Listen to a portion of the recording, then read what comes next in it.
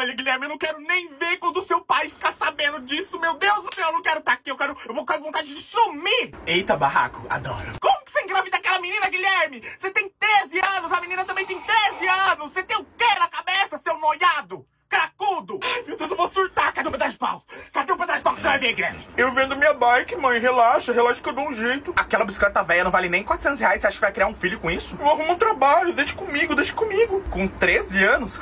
Você não faz um nada dentro dessa casa. Você não presta nem pra tirar sua toalha de cima da cama, Guilherme. Como que você vai ser pai, Guilherme? Eu não tenho dinheiro pra sustentar vocês três, não. Você vai morar com eles agora, com o pai e com a mãe dela. É isso aí, mamãe. Bota ele pra fora de casa. Eu até queria, mas onde esse diabo vai morar? Debaixo da ponte?